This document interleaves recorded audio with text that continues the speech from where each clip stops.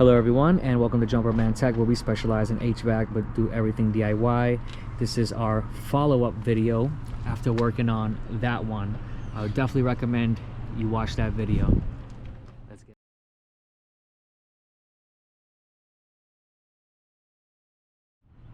Thank you to everyone tuning into Jumperman Tech. Today we're working on a TRANE President unit. This is 3 tons, and we are working on the furnace side of things. We're currently in the winter. If you haven't watched my previous video on this one, highly recommend it. It's super important. We changed out a bunch of little switches in here, but we are having issues. We had a ton of issues with that one where we had to make a lot of adjustments. So now we're jumping on this unit to see if any adjustments are necessary as well, and there's a good chance we're gonna have to make those adjustments. This little flashlight is a beast, the GT Nano. All right, anyways, just a quick inspection in here. If you guys look, do you see how there's a lip where you can see the inside of the pulley? That means there's a lot of adjustment left on this. That was one of the keys in increasing airflow here. We're gonna bring up the amps on the motor and get more airflow. So what was happening is that the other system was tripping on limit. The switch burnt out, and it's pretty clear why it burnt out. It's rated for 155, and specifically when I spoke to TRANE, that is the OEM part when the duct is vertical. In this case, we have horizontal ducts coming out, right? So that's important to know. Duct sizing is important as well. We actually need one rated for 190, so it could be a problem. Right now we got the 155, and you know, it is what it is. So key takeaway: always talk to tech support whenever you can and confirm things, because things like this happen, and it is what it is. In the other one, another way to adjust the temperature not being so high where the high limit is reading is to lower the gas pressure. That one was already way lower than it should be, and it didn't work, but we figured it out. Let's run these same tests here. Here's the outlet on our gas valve. We're going to crack it open with an Allen key, and then we're going to connect our manometer to it. Let's start with that as well. This is the field piece SDMN5, and you can read gas pressures and also take static pressures on your ducts. Anyways, this is a dual port manometer. I'm only going to be checking the outlet here. That's the most important. So the hose comes out and goes into the outlet of the gas valve. Now we can read gas pressure when this machine starts. I want to see what our limit temps are. So back there, I'm actually going to pull it out. If you look back there, the one with the 2 red wires, we're going to pull that out and stick a thermometer in there and take some temperature readings. All right, unit just started. 2.22 inches of water column, severely low. I was told by tech support this should not go below 3 inches of water column. When you look, I can see what they did here. I have a good bad feeling that this combustion temperature, well, this temperature in here with a limit switch is also going to be high, and they did that to prevent that limit from switching, from tripping. So improperly adjusted gas valve, that's 100%.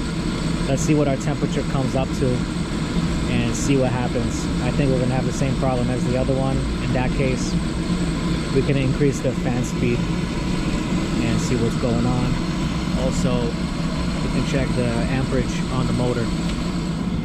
Pushing 2.3 amps on this motor, even less than the other one. It can be running at 4 amps, so we could definitely increase the speed on that. Let's see what our temperatures come out to on this unit. So the limit switch that's in there right now is rated for 155, but I was advised because of our ductwork it should be rated at 190.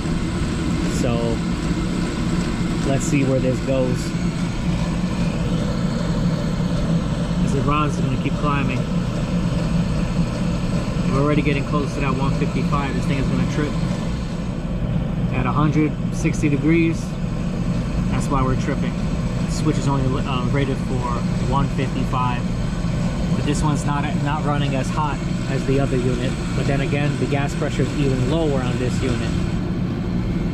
Before on that other unit, we're pushing close to 200 degrees, and after we made all the adjustments, we were about 160. to 163 or so.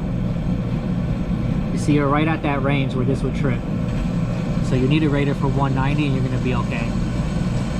Given that everything else is okay, like, you know, we're gonna do the real combustion analysis on this.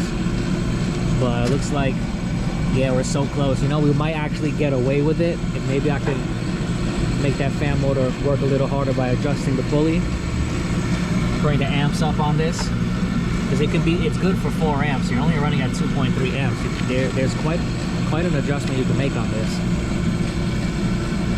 Even so, this gas pressure shouldn't be where it's at. It should be at 3. If we raise it, it's also going to raise this temperature. So a bunch of really adjustments, micro adjustments, that's needed here.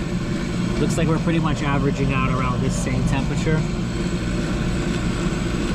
Yeah, it is what it is. All right, it's been a little while. That's pretty much where we're at. So close. I'm gonna adjust this pulley here, the outer piece. I'm gonna spin it inwards towards the motor, and we should bring up the amps on the motor. And let's see if we get any better temperatures in there, but honestly, just getting the right switch, it will hold in this case.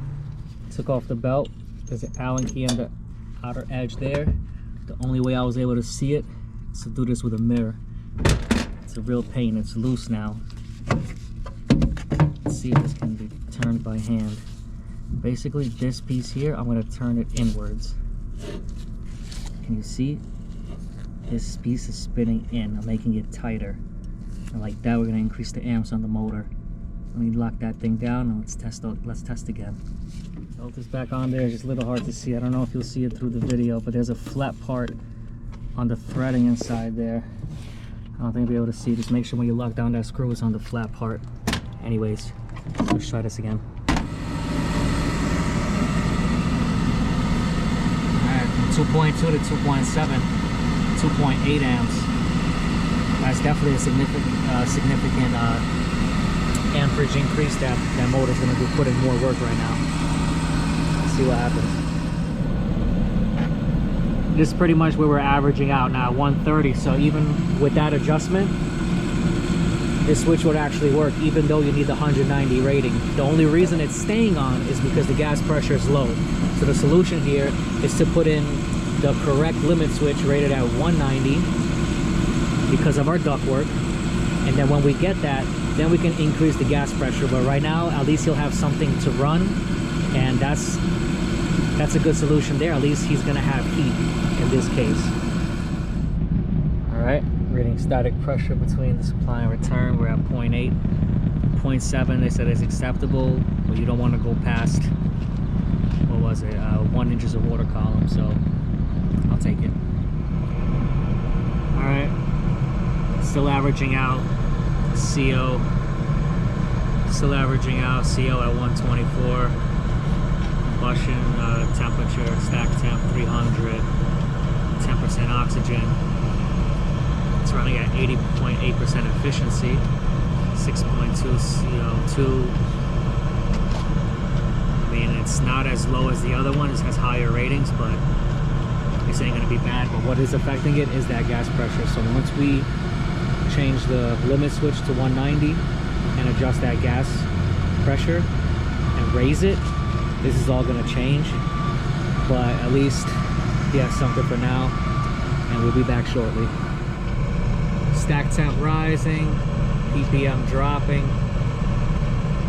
We're at the efficiency we need. Everything will be adjusted when we do the gas pressure, but you know, this ain't the worst. Another good thing you could do is walk around the space with a CO meter, make sure there's no carbon monoxide in the space. But I guess it gets a pass. What I get concerned about is the CO levels. This is coming down to more acceptable ranges. Your stack temp is important because that gas pressure was brought down really, really low.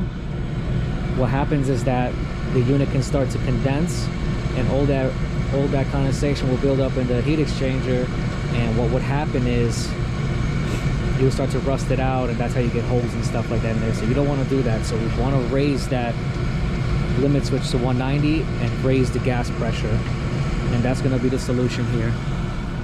We're going to wrap this video up here. If anyone found this video interesting or helpful, please drop a like, comment, and subscribe as I come out with new videos every week. I'll catch you all next time.